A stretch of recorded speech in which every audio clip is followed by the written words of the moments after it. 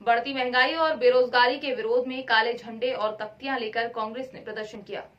देश में बढ़ती हुई महंगाई और बेरोजगारी के विरोध में शुक्रवार दोपहर को सैकड़ों कांग्रेसजन हाथों में काले झंडे थामे व तख्ती लेकर रैली के रूप में प्रदेश कांग्रेस कमेटी के सदस्य वसंत मालपानी के नेतृत्व में शहर के प्रमुख मार्गों से नारेबाजी करते हुए निकले और नागदा मंडी थाना पहुंचकर महामहिम राष्ट्रपति के नाम ज्ञापन मंडी थाना प्रभारी श्याम सुंदर शर्मा को सौंपा।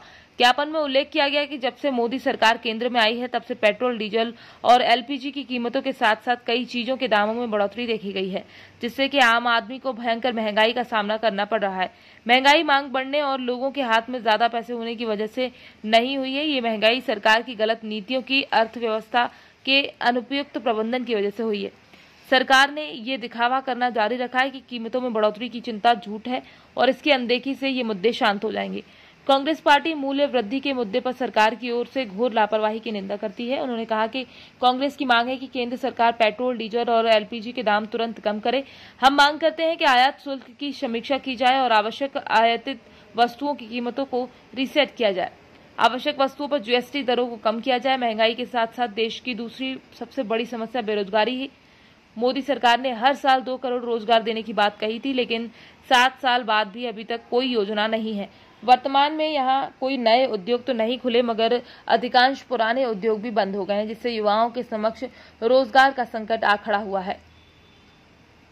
ज्ञापन में मांग की गई है कि सरकार की जिन गलत नीतियों से देश महंगाई और बेरोजगारी जैसी समस्या से जूझ रहा है, उन नीतियों में सुधार किया जाए और जल्द से जल्द महंगाई कम की जाए व नए रोजगार के अवसर उपलब्ध किए जाएं। इस मौके पर श्री मालपानी ने कहा कि मोदी सरकार की गलत आर्थिक नीतियों की वजह से देश में महंगाई और बेरोजगारी लगातार बढ़ती जा रही है। महंगाई बढ़ने का मूल कारण अपने उद्योगपति दोस्त को मोदी फायदा पहुंचाना चाहते हैं। श्री मालपानी ने यह भी कहा कि रसोई गैस तेल महंगा होने से प्रत्यक्ष रूप से लोगों के रसोइयों पर भार पड़ा है।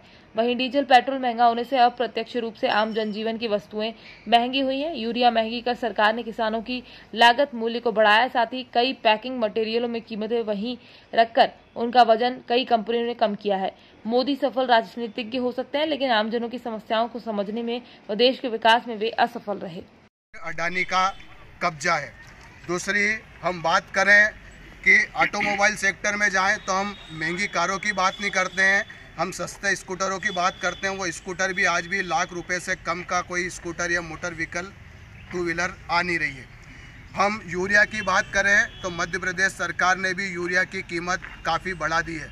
डीजल, पेट्रोल की कीमतें लगातार बढ़ रही है, जिसकी वजह से मालवाहक वाहनों के जो किराए बढ़े, उसकी वजह से सभी किराने की सामान पे, कपड़े पे भाव बढ़े हैं। दूसरा, कल ही मुझे एक व्यक्ति ने बताया कि हम साबुन लेते हैं, कोलगेट का पेस्ट लेते हैं, यानी जितने भी हम पैकिंग मटेरियल लेते हैं उन पे उन्होंने कीमत नहीं बढ़ाई है, लेकिन जो पहले साबुन 100 ग्राम का आता था वो साबुन उन्होंने 80 ग्राम का कर दिया, 60 ग्राम का कर दिया और कीमत वही की वही रखी है।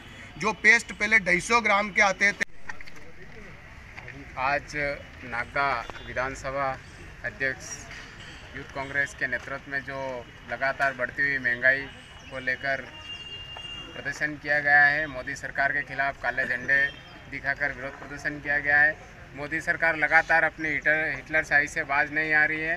घरेलू सामान और पेट्रोल, डीजल को लगातार जो बढ़ोतरी की जा रही है, उसको लेकर बिल्कुल भी सरकार आम जनता के बारे में कुछ नहीं सोच रही है। सिर्फ उनको अपने बिजनेस से मतलब है, यहाँ की देश की जनता से कोई मतलब नहीं है।